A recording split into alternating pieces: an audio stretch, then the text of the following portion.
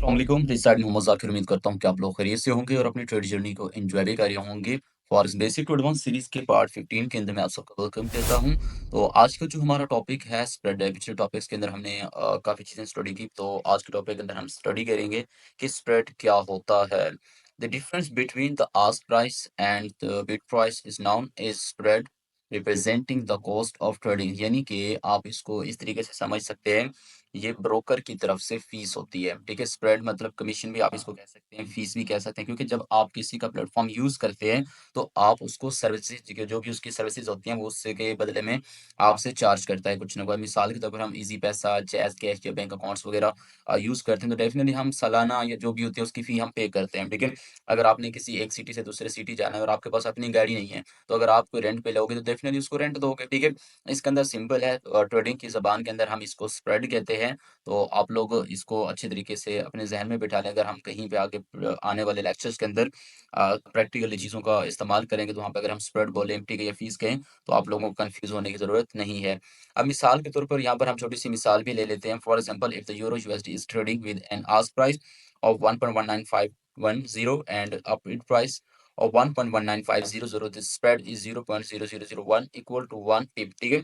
और यहाँ पर अगर आप देखें, आस्क प्राइस क्या है? 1.19, ठीक है? अगर आप यहाँ पे गौर करेंगे, तो यहाँ पर आपको कुछ चीज़ें जो है समझ में आ जाएँगी। यहाँ पर मैं बाकी का डेटा जो है वो जो पिछले लेक्चर के अंदर हमने किया था वो क्लियर कर लेते हैं, ठीक है?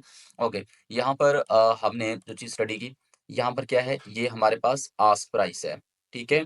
और ये हमारे पास बिड प्राइस है, ठीक है? और आस्क प्राइस और बिड में दोनों में फ़र्क होता है, 10 पॉइंट्स का हो सकता है, 15 पॉइंट्स का हो सकता है। पिछले लेक्चर के अंदर हम पढ़ चुके हैं कि कितने पॉइंट्स मिलके 1 पिप बनाते हैं। ये 1 से 2 पिप का स्प्रेड होता है, ठीक है? लेट नहीं थोड़ा बढ़ जाता है, ठीक है? तो यहाँ पर अगर आप गौर करें, तो उसमें से उसको माइनस किया, तो यहाँ पर हमारे पास जो पॉइंट्स निकल के आए 0.000010 पॉइंट, ठीक है? तो यहाँ पर जो है जब 10 पॉइंट्स मिलके यहाँ पे कितने 1 पिप बनाते हैं। अगर आपको यहाँ पे अंदाज़ा हो कि हमने ये भी पढ़ा था कि पिप्स के बाद जो होते हैं उनको आप पिपेट्स भी कहते हैं, टिक्स भी कह सकते हैं, पॉइंट्स भी कह सकते हैं। डेसिमल के बाद पहले 4 हिस्सों से हम पिप काउंट करते हैं। ये वाला जो हिस्सा होता है, इसको आप पॉइंट के अंदर शुमार कर सकते हैं, ठीक है? अब इस वाले हिस्से से 1, 2, 3, 4, 5, 6, 7, 8, 9, जब ये 10 पर पहुँचा होगा, तो ये 1 तब बना होगा, ठीक है? तो 10 पॉइंट्स जो है यहाँ पर बने। तो आपको ये चीज़ें जो है छोटी-छोटी आपको पता होनी चाहिए, बाकी हमने पिछले लेक्चर के अंदर हमने डिस्कस किया था, क्योंकि अगला जो हमारा लेक्चर बहुत ही ज़्यादा इम्पोर्टेंट है, जो कि लॉट साइज़ के हवाले से होगा।